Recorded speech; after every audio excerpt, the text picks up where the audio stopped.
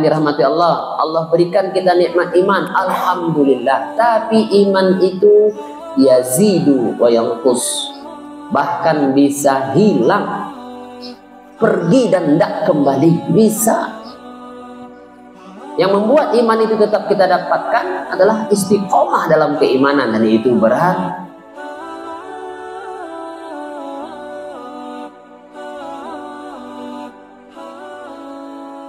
Sudah langsung sensitivitas. Maka materi ini bisa sampai asar.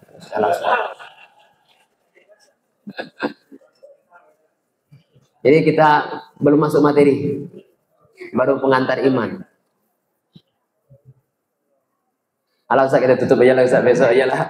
Meski berikutnya ya Ustaz, udah 10:30. Di undangan 10:30 sampai 10:30. Ikhwati wa akhwati billah rahimakumullah, tapi tidak amanah pula nanti kalau anda tidak menyampaikan hal yang sedikit lah minimal tentang daya sensitivitas ini. Jadi ikhwah akhwat yang dirahmati Allah, sebenarnya anda cari-cari materi yang seperti itu nggak ada juga judulnya, anda sudah bongkar-bongkar ini hard disk apa segala macam sensitivitas daya, nggak ada judulnya. Akhirnya udah iman aja lah, iman. Oh, keluar sekian banyak materi, apa yang paling cocok. Yang ketemu dikit agak ada hubungan itu dinamika iman. Itu ada materinya. Dinamika iman. Anak berharap ada bentuknya PowerPoint sehingga poin-poinnya saya ternyata bentuknya Word pula. Word itu tulisan itu. Anak agak bingung kalau menyampaikan tulisan. Anak tutup ya laptop ini. Jadi ikhwah akhwat yang dirahmati Allah, sensitivitas iman berarti hati kita sensitif. Itu sudah iman yang yazid itu. Kita sekarang ada iman saja adalah alhamdulillah. Tapi ada iman itu sebenarnya fitrah manusia. Jadi, ikhwah akhwat, jangan pernah kita putus asa kepada mad'u kita, anggota kita, ya. Apalagi itu adalah anggota upah kita atau mungkin keluarga inti kita. Jangan pernah kita berputus asa. Ini tidak beriman. Mereka pasti punya iman. Aslinya manusia punya iman. Berapalah dosa anak-anak kita ataupun anggota kita?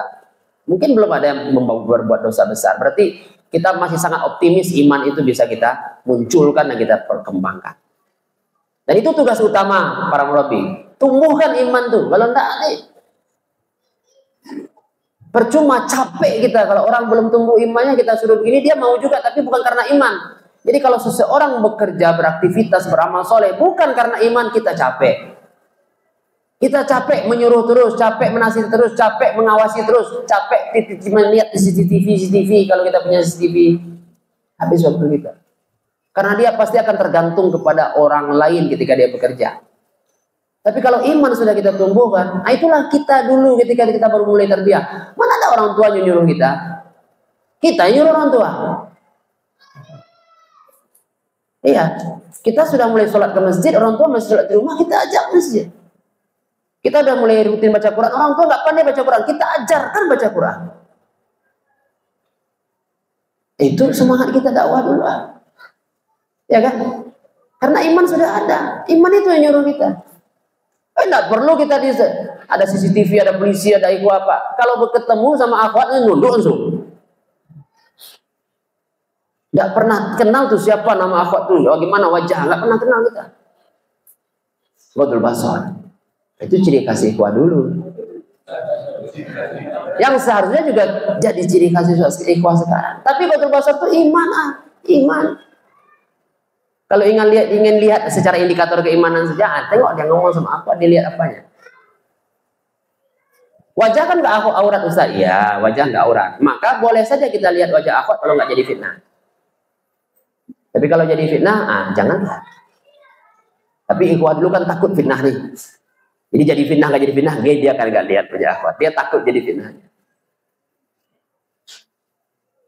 Jadi kalau itu ada hadisnya jelas. Salah satu mendapatkan, misalnya kalau sensitivitas iman kita bicara, itu kita bicara halawatul iman.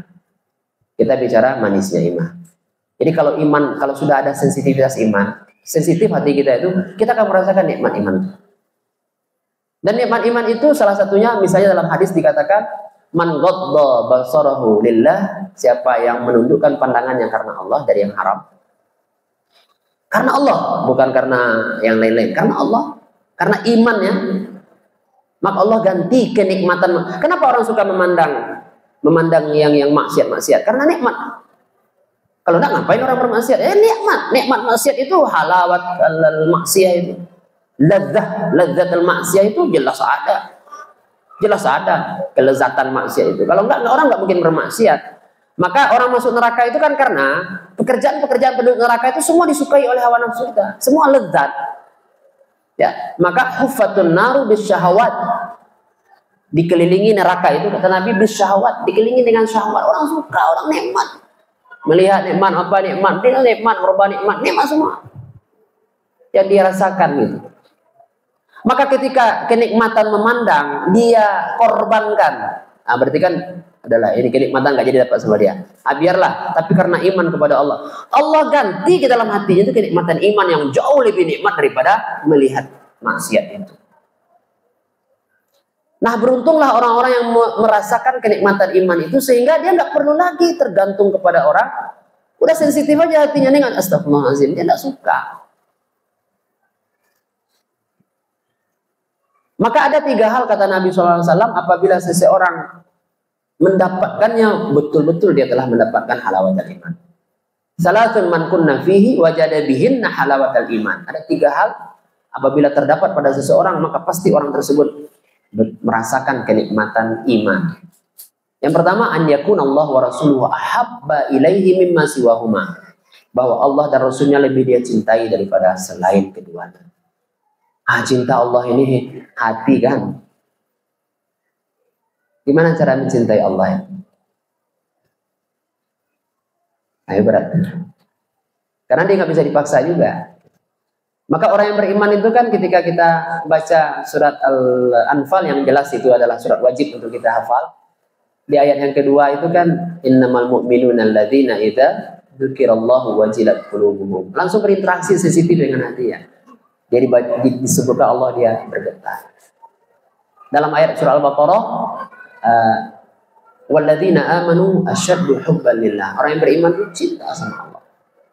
Maka kita katakan tadi yang paling beriman di dunia ini adalah saudara kita di Palestina karena mereka mencintai Allah Rasul lebih dari segalanya. Lebih dari keluarga, lebih dari harta, lebih dari rumahnya, lebih dari segalanya. Bahkan lebih dari nyawanya. Itu orang yang nekat zero istilahnya itu, dia menembak itu nggak ada jarak tembak lagi dah, masukkan aja bom lagi ke dalam itu kan tank itu kan orang yang sudah tidak lagi takut mati, ada nggak peduli lagi dia dah, dalam hatinya sudah penuh cinta pada Allah dan ada surga di situ. Jadi daya sensitivitas iman tertinggi itu dipunyai oleh saudara kita Palestina. Alangkah indah kalau walaupun tidak sekuat itu tapi ada sensitivitas iman dalam hati kita untuk acara-acara dakwah saja, sudah cukup. Sudah cukup. Dan aneh dan uniknya adalah dia timbal balik akhir. Jadi kalau seandainya hati kita sensitif terhadap sesuatu, misalnya Batul Basor misalnya atau yang lain, maka di saat yang sama perbuatan kita yang diakibatkan oleh sensitivitas iman itu kembali ke dalam keimanan dalam bentuk menambah sensitivitasnya. Jadi dia menambah kekuatan iman. Maka kita akan hidup dalam lingkaran Allah, lingkaran iman, lingkaran takwa. Karena kita berbuat ini berdampak ke sini, bolak-balik, timbal balik itu dampaknya. Sebaliknya kalau orang larut dengan maksiat menjadi orang fasik, dia akan berputar di lingkaran setan, terjebak. Kenapa?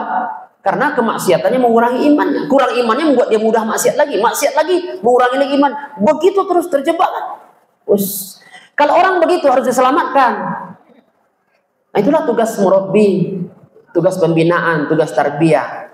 Dakwahnya itu dakwah menyelamatkan orang dari jahiliyah.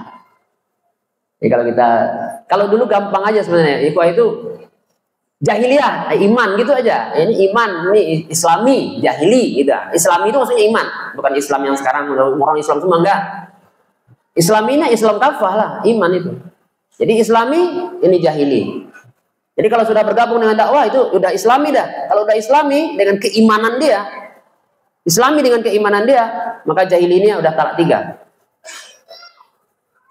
Dalam hadis riwayat apa tadi itu yang halawatul iman itu kan an yakunallahu wa rasuluhu ahabba ilaihi. Yang kedua kan an yuhibbal mar'a la yuhibbu illa lillah. Dia mencintai seseorang atau membenci seseorang, tidak suka kepada seseorang itu karena Allah, bukan karena dia. Atau bukan karena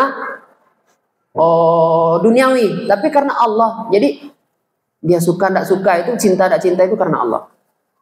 Maka itu nilai-nilai ukhuwah.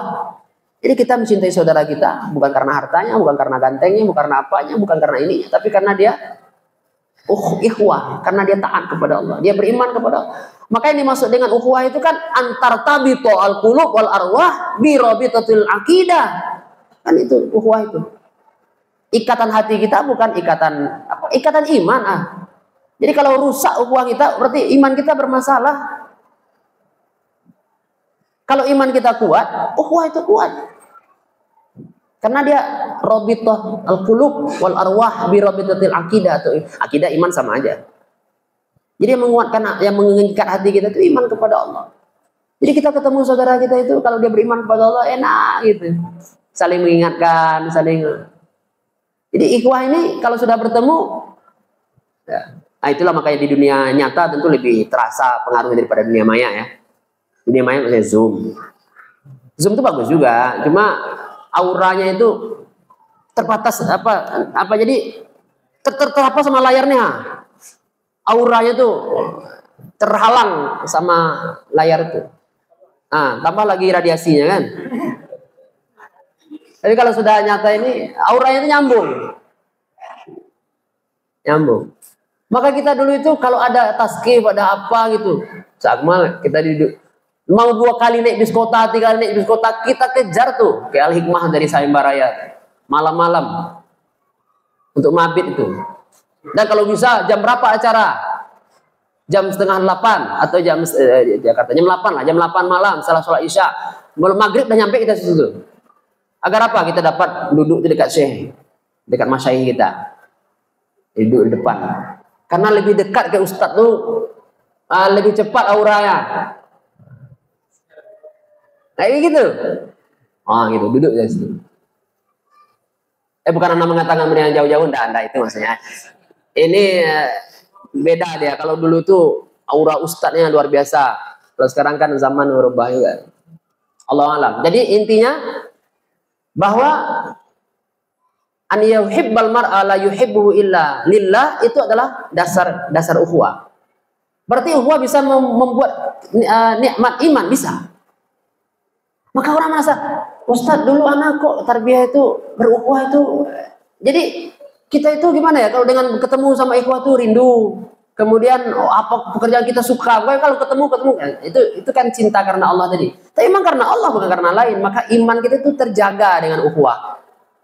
Terjaga dengan ukhuwah. Nah yang ketiga ini terasa juga bagi orang-orang yang pertama-tama dakwah dulu itu. Dia jahiliyah, setelah itu diselamatkan oleh tarbiyah. Dia beriman, apa dia bilang? Anak talak 3 tuh jahiliyah itu. Tidak ada cerita lagi jahiliyah. Ada kaset-kaset jahiliyah, lagu-lagu jahiliyah tuh dihancurnya. Komik-komik jahiliyah dibakarnya, kayak gitu. Tuh, apa lagi gitu? Nah, 3. Itu yang ketiga tuh. An yakraha an ya'uda fil kufri kama yakrah an yuqzafa finnar. Dia benci untuk kembali kepada jahiliyah dan kekafiran setelah diberikan hidayah Allah, sebagaimana dia benci atau tidak suka kalau dimasukkan ke dalam api. Nah, kayak gitu.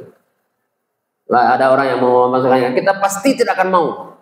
Kita akan menolak dan akan lari, kan begitu. Nah, ini ada jahiliyah nih. Kita tidak mau, kita akan menolak, kita lari. Nah, itu iman. Itu sensitivitas iman. Nah, jadi ikhwah yang dirahmati Allah, zaman bisa berubah, fasilitas godaan dunia bisa bertambah, tapi iman itu sebenarnya tetap begitu. Dia tergantung kita saja. Tapi memang semakin banyak godaan, ya, dan kemudian kita masih tetap bisa beriman, pahalanya lebih besar daripada godaannya yang tidak seperti itu. Maka wajar Nabi pernah bersabda dalam sebuah riwayat, karena belum memastikan riwayatnya sahih atau tidak, tapi ini terkenal riwayatnya, bahwa Nabi mengatakan nanti akan datang suatu masa di mana seseorang yang menggenggam agamanya itu, ya, seperti menggenggam bara. Maksudnya agama ini campak aja lah, nggak tahan menggenggam agama ini karena orang sudah bebas semua gitu. Jadi berat menggenggam agama itu, berat melaksanakan perintah Allah itu, berat menghindari maksiat itu, berat. Tapi kata Rasul, mereka itu akan mendapatkan pahala 50 kali lipat. Pahala 50 kali lipat, ditanya oleh sahabat, ya Rasulullah, pahalanya 50 kali lipat ini, itu ukuran pahalanya itu 50 kali lipat amal mereka di zaman itu. Yang generasi kesekian kan, yang generasi terbaik itu sahabat, tabi'in, tabi'in. Nah, itu generasi terbaik. Setelah itu kan nggak ada lagi cap terbaik. Atau 50 kali lipat amal kami para sahabat. Apa kata Rasulullah? Bal ajru khamsina minkum. Bahkan bisa mendapatkan pahala 50 orang kalian para sahabat.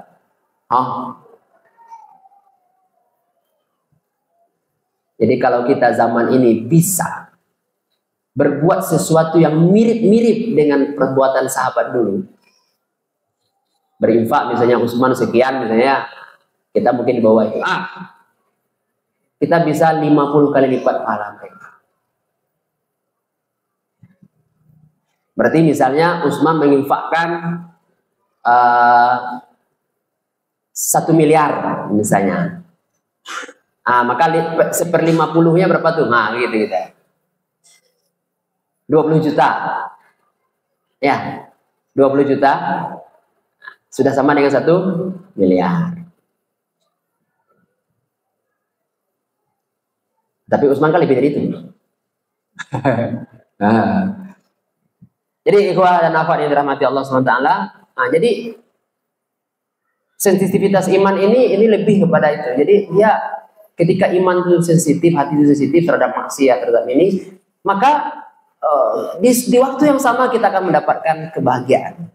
Kebahagiaan yang kata Ibnu Taimiyah itu, mau apa musuh-musuhku itu terhadap aku, kata Ibnu Taimiyah. Mau diapain? Terserah, katanya. Aku merasa bahagia dengan dakwah ini. Mereka mau mengasingkan aku. Bagiku pengasingan itu karena Allah. Pengasingan itu rela. Orang yang suka rela. Diasingkan bagi Ibnu Taimiyah itu rela. Karena dia bahagia. Mereka mau memenjarakan aku. Bicarakanlah. Bagiku memenjarakan itu khalwah. Jadi di penjara itu beliau malah bisa berkhalwah dengan Allah. Berduaan dengan Allah, kekasihnya, dicintainya. Mau diapain? Mau dibunuh? Bunuh.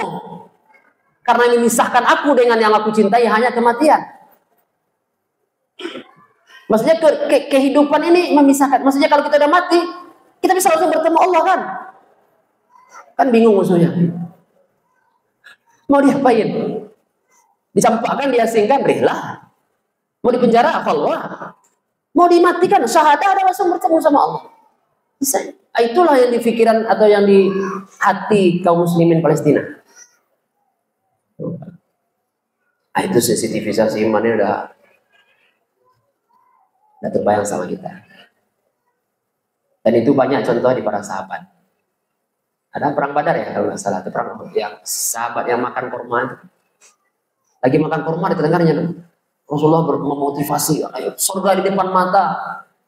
Bagi siapa yang mati syahid langsung masuk surga. Katanya, terlalu lama kalau saya makan atau menghabiskan kurma ini. Dia lagi makan kurma tuh. Kayak dia makannya, taruhnya aku akan masuk surga. Kurang dia syahid. Kayak gitu. Sensitivitas. Mungkin pertanyaan terakhir, bagaimana cara dapat sensitivitas besar? Gitu. Di dalam tulisan dinamika iman ini ada 4 hal. 4 hal. Dan kita berusaha, 4 hal ini kita usahakan sebaik-baiknya. Yang pertama, pastikan kita mengerjakan semua kewajiban itu dengan menghadirkan hati. 1. Apa kewajiban kita? Yang paling utama sholat. maka usahakan sholat kita selalu khusyuk. Walaupun pada suatu waktu pasti kita manusia tidak akan khusyuk, tapi jangan putus asa. Selalu kita berusaha khusyuk. Jangan kemudian biarlah anak akan mungkin khusyuk gitu aja terus anak terus, jangan begitu. Ada waktu-waktu di mana kita bisa khusyuk dengan mempersiapkan sholat. Maksudnya sholat wajib kalau kita ingin khusyuk, mulai dari azan kita sudah mulai, dan anak merasakan pribadi. Kalau kita tidak mempersiapkan diri, kemudian kita pergi ke masjid, apalagi kalau masbuk, itu khusyuknya susah, minta ampun. Susah. Tapi azan orang, kita beruduk, pergi kita masjid, cari saf awal, beruduk di situ, jawab azan, kemudian setelah itu berdoa antara azan dan iqamah. Kita sholat qabliyah. Itu sholatnya gampang khusyuk. Nah itu untuk kualitas sholat fardu. Karena kalau kuantitas nggak boleh ditambah, bid'ah kan? Nggak mungkin juga kita sholat subuh 3 rakaat karena ingin lebih banyak pahala ya, jadi nggak sah. Kuantitas nggak boleh ditambah, tapi kualitas harus selalu ditingkatkan. Tambah plus kalau sudah yang wajib-wajib ini, atau kita buat kalau poin berikutnya menjadi 5 ya. Yang wajib sudah kita kerjakan dengan kualitasnya, khusyuknya sholatnya kan wajib berulang tuh sholat. Kalau puasa Ramadan kan nanti sekali setahun aja. Itu yang kedua, mari kita tambah perbanyak dengan sholat-sholat sunat. Jadi sholat sunat ini kalau menurut anak bagi kita jangan lagi dianggap itu sunat menurut anak. Kenapa? Karena kalau kata para ulama itu kalau orang-orang yang menjadi dai, menjadi contoh kedua dalam masyarakat, itu ada hal-hal yang sunat bagi masyarakat, wajib bagi dia. Gitu. Ya bagi masyarakat mungkin sholat duha itu sunat aja lah tuh. Tapi kalau kita jangan sampai kita nggak sholat duha. Ustaz berapa kali sepekan? Itu tarbiyah pemula tuh. 2 kali sepekan dulu. Sudah 2 tahun dia nanti jadi dia muda ya. Jadi dia pratama. Itu sudah tambahnya 2 kali sepekan. 2 kali tadi. Jadi 3 kali sepekan, 4 kali. Nanti dia sudah madya. Jadi jangan sampai kita sudah puluhan tahun. Ustaz, anak masih yang dulu juga pertama tarbiyah 2 kali sepekan segitu. Ya 2 sholat duha yang baru. Terus gimana perkembangan kita? Sampai nanti idealnya dapat sama kita. Kalau dapat idealnya udah istiqomah aja lagi. Nah, sekarang kita sholat duha tiap hari. Kalau menurut anak, kalau sudah 3-4 tahun pertanian, 5 tahun, tiap hari lagi sholat duha. Udah berapa ratus hari berlalu kita nggak sholat duha. Sholat duha kita tiap hari. Apa susahnya sholat duha? 2 rakaat cuma. Ustaz, alhamdulillah sudah tiap hari Ustaz berapa rakaat? 2. Jadi kan sekarang mulai itu setiap hari 4 rakaat. Berapa tahun Ustaz? Terserah, setahun 2 tahun sampai terbiasa, nanti terus tambah. Jangan dulu 1 bulan langsung tambah, nanti kata Nabi hati-hati. Biarlah sedikit asal konsisten daripada banyak setelah itu capek. Hilang mah. Rawatib qabliyah, ba'diyah. Yang apa aja lah, yang apa aja, yang muakkadah. Ini masih ada ikhwah yang malas sholat qabliyah masalah. Kalau anak pesantren wajar lah dia. Kumu, saya bangunin sholatnya, dia belajar. Tapi kalau ikhwah dia sudah tarbiyah di luar, tidak usah perlu ada arahan-arahan, langsung aja qabliyah, ba'diyah gitu. Kan cuma berapa? Anggaplah 10, yang minimalnya 10 atau 12, 10. Qabliyah subuh, qabliyah zuhur, qabliyah ba'diyah zuhur, ba'diyah maghrib, ba'diyah isya. Kalau qabliyahnya agak susah kita, ya udah ba'diyahnya minimal. Ba'diyah kan tidak ada alasan. Kalau qabliyah mungkin kita baru masuk masjid, orang udah komat, hilang qabliyah. Tapi kalau ba'diyah kan bisa. Setelah kita zikir kita. Itu contoh. Oke, sholat. Yang kedua, puasa. Jadi ternyata puasa ini bisa membuat sensitivitas iman. Karena puasa itu amal khusus untuk Allah. Jadi ikhwah kalau bisa, kan memang kalau alam yaumi itu puasa itu sekali sepekan ya. Atau kalau baru bergabung itu 3 kali sebulan. Kalau sekali sepekan kan 4 kali sebulan. Nah, ini 3 kali sebulan. Tapi setelah itu dia puasa, udah bertahun-tahun tarbiyah sekali sepekan itu puasa yang baru. Maka mulailah kita puasa. Jadi kalau idealnya gimana Ustaz? Ya puasa Rasul lah. Puasa Daud nanti kita tidak kuat. Rasul aja dulu. Kalau sudah sekian tahun dengan puasa Rasul rasanya ingin menambah, baru puasa Daud. Karena Rasulullah SAW sendiri puasanya bukan puasa Daud, puasa Rasul. Senin Kamis saja. Pertahankan Senin Kamis itu alhamdulillah. Dan puasa itu apa ya? Karena di amal khusus untuk Allah yang memberikan pahalanya. Maka orang yang berpuasa itu Allah berikan kan keistimewaan selama dia berpuasa, kalau dia berdoa mustajab. Nanti dipanggil dari pintu VIP namanya Babur Rayyan di sorga. Mana soimun, orang puasa. Itu kan untuk puasa Ramadan itu. Itu untuk orang yang banyak puasa, bukan aina soimun Ramadan, kan enggak begitu. Aina soimun, mana orang yang rajin puasa. Ustaz, enggak kebangun sahur bisa. Awal Ramadan berlalu enggak pagi enggak mati ada. Puasa aja lah. Enggak akan sakit pula kita karena berlalu itu dah. Kan ada juga kita malam apa itu enggak bangun. Mungkin bagi sebagian berat menahan lapar itu. Tapi disitulah perjuangan kita. Jadi kalau ada ikhwah yang berat menahan lapar, kemudian ada ikhwah yang dia mau sahur nggak suah sahur, anak itu sahur nggak sahur, anak nggak biasa aja gitu istilahnya, nggak ada anak lapar, berarti pahalanya sedikit. Jadi kalau pahala ustadz menahan lapar kemudian puasa juga, sama-sama puasa Senin kita, ustadz lebih banyak pahalanya, karena lebih berat tantangannya. Nah, tapi itu kan urusan Allah masalah pahala. Yang urusan kita adalah membiasakan diri untuk puasa sunnah. Yang ketiga, tilawah Quran. Tilawah dan tadabbur, ya, tambah ya, plus. Tilawah tadabbur, bukan tafsir. Bukan juga memahami Al-Quran secara detail, terjemahan, bukan juga. Tadabbur. Insya Allah kita sudah memahami sedikit banyak tentang Quran itu. Beberapa kosakata sudah berulang. Kalau kita ragu-ragu dan penasaran, tengok terjemahannya. Tapi nggak kemudian membaca terjemahan seperti ilmiah. Bukan, tadabbur itu kita hadirkan hati ketika tilawah, kita lihat apa yang kira-kira kita bisa pahami, kita internalisasi itu. Itu tadabbur. Jadi tilawah tadabbur ini kita rutinkan tiap hari untuk mengasah sensitivitas iman itu. Berikutnya faraid, nawafil, shaum, tilawah, zikir dan fikir. Zikir dan fikir. Zikir, karena Allah mengatakan inna fi ikhtilafil laili wan nahari inna fi khalqis samawati wal ardi wa ikhtilafil laili wan nahari la ayatin li ulil albab alladzina yadhkuruna Allaha qiyaman wa qu'udan wa ala junubihim wa yatafakkaruna fi khalqis samawati wal ardi. Jadi dia zikir, dia fikir. Zikir ini kalau kita bacalah buku Madza Ya'ni Intima'i lil Islam, Fathiyakan ini kan dokter pergerakan, Tabibul Harakah. Beliau mengatakan bagaimana mengislamkan akidah saya, bagaimana mengislamkan ibadah saya, bagaimana mengislamkan akhlak saya. Nah, mengislamkan ibadah itu ada sekitar 7 poin, termasuk sholat khusyuk, termasuk tadabbur Quran. Di akhir, di ujung yang ke-7 itu katanya, saya akan menjadikan zikir saya itu mi'raj kepada Allah. Zakat zikir harian itu menjadi mi'raj kepada Allah. Betapa sering kita lupa masuk masjid, kaki kanan baca doa zikir Allah maftah di abwaab rahmatik, betul? Alangkah indahnya kalau kita sudah mulai, walaupun sudah setua ini, biarlah. Sebenarnya itu kan anak TK juga bisa. Udah tahu dia zikirnya. Tapi pembiasaan itu kan tidak masalah ilmu, itu masalah kita memulainya.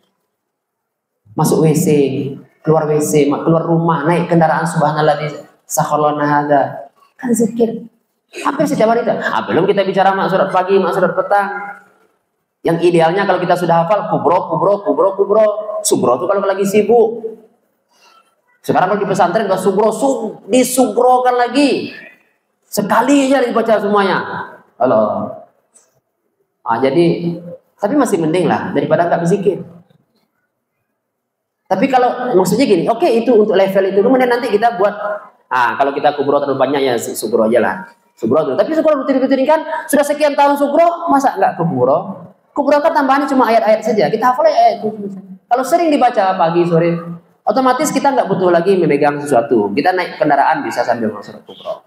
Kita naik apa? Kita lagi mengapakan aktivitas yang tidak membutuhkan konsentrasi kebanyakan lain. Dan kita bisa membaca surat itu. Zikir-zikir lah intinya. Itu nanti membuat sensitivitas kita.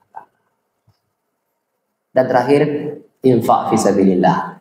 Ternyata infak ini bisa juga sensitivitas iman. Iya, infak. Yang luar biasa infak. Sedekah ya. Kata Nabi, dawu mardakum bis sadaqat. Orang yang sakit saja bisa sembuh dengan izin Allah karena sedekah. Sakit apa hubungan dengan sedekah? Dan harta segala macam yang ini Allah yurbis sadaqat. Jadi kadang-kadang Ustaz, apa ya dunia awak gini Ustaz, pemasukan apa kurang segala macam. Mungkin dia kurang sedekah. Karena Allah berjanji, wa yurbis sadaqat. Allah tumbuh kembangkan sedekah itu. Kalau kata itu yurbis sadaqat, itu ayat Allah. Kalau hadisnya, ma naqasa malun min sadaqah. Tidak akan berkurang harta karena sedekah. Itu jaminan Nabi. Jadi apa yang kita takutkan? Persentase aja lagi. Orang kaya bersedekah 1 juta, tapi persentasenya setengah persen atau apa? Kita bersedekah 1000, tapi persentasenya 1% ya. Sekarang berapa persentase kita kuat? Kalau kita ambil persentase zakat lebih baik 2,5% dari harta kita. Kita belum wajib zakat, Ustaz. Ya enggak. Ikhwah ini kan sebagian sudah wajib infak. Kalau sudah wajib infak itu enggak lihat dia muzaki enggak muzaki, berapa pemasukannya, ambil 2,5%. Malah yang tahun sebelumnya atau periode sebelumnya 5% dari harta kita. Dan Anda merasakan 5% itu sedikit. Kita keluarkan 5%, Allah beratus%. Tidak percaya, coba aja lah. Tidak akan berkurang, akan bertambah. Masa lebih hebat Opik dari kita lagi? Opik ada punya lagu sedekah. Alangkah indah orang bersedekah, dekat dengan Allah, dekat dengan surga, takkan berkurang harta yang sedekah, akan bertambah, akan bertambah. Masa lebih yakin Opik pada kita ini? Tidak akan berkurang. Dan itu Opik menyanyikan lagu itu bukan dari dia, itu dari Al-Quran, dari hadis. Dan kesimpulannya coba, pewaris surga itu surah Al-Mu'minun ayat 2 sampai 11. Itu pewaris surga itu. Orang-orang yang dirindu surga, ya kan? Nah, yang dia khusyuk dalam sholatnya. Itu kan lagu Opik ini kan lagu religi, diambil mana-mana ini masukkannya lagu sholat. Jadi sedekah itu ya lagu kita, nasyid kita. Jadi orang yang bersedekah dekat dengan Allah, dekat dengan surga, harta bertambah, dan kita bisa berbagi. Ibadah sosial juga lebih tinggi nilai daripada ibadah mahdoh kita sendiri pribadi. Apalagi infak fisabilillah langsung 700 kali lipat. Itulah ikhwah dan akhwat yang dirahmati Allah SWT. 5 hal ini kita jaga dalam kehidupan kita, mudah-mudahan menghasilkan daya sensitivitas kita. Tapi semuanya jangan karena murabbi, jangan karena orang. Semuanya ya karena Allah, karena kita ingin mencintai dan dicintai Allah. Ya, sholat fardu, sholat sunnah, puasa. Puasa itu puasa sunnah ya, kalau sama Allah tidak pasti. Kemudian tilawah Quran, tadabbur, zikir dan fikir, infak. Kita rutinkan itu. Mudah-mudahan Allah Subhanahu Wa Taala membantu kita dalam perjuangan yang akan dari hari ke hari akan semakin berat, dan tentunya mudah-mudahan Allah memberikan kita hidayah iman yang istiqomah sehingga kita bisa menjadi ringan dan menikmati aktivitas dakwah kita. Jadi indahnya orang kalau sudah melaksanakan iman itu, dia itu malah kalau tidak begitu dia merasa ada yang kurang. Itu sensitivitas iman. Dan ketika dia mengerjakan dia bahagia, senang dia, itu sensitivitas iman. Nah, kalau kita bisa sampai ke tingkat itu, indahkan hidup ini. Nah, apalagi akan lebih membantu kita istiqomah. Pada suatu waktu nanti Allah manggil kita sudah ridho, dah rela. Jazakumullah khairan atas segala perhatian, dan mohon maaf atas segala kekurangan dan waktu yang lebih daripada mungkin yang dijadwalkan. Mungkin karena waktu juga sudah ini ya. Kayaknya taujih atau arahan ini bukan untuk dipertanyakan, tapi untuk dilaksanakan. Maka tidak usah kita buka pertanyaan, punya saja, kan sudah ditulis tadi, lihat lagi terrealisasi. Kita berusaha bersama-sama ini yang di depan bukan lebih baik daripada mendengarkan. Yakin di antara kita ada orang yang mencintai Allah, tapi semua kita berusaha ke arah itu, dan berusaha untuk dari waktu ke waktu kita mulai mensensitifkan hati dan iman kita. Aku qouli hadza astaghfirullah li wa lakum wa lisa'iril mu'minina wal mu'minat fastaghfiruh innahu huwal ghafurur rahim. Wabillahi taufiq wal hidayah. Assalamualaikum warahmatullahi wabarakatuh.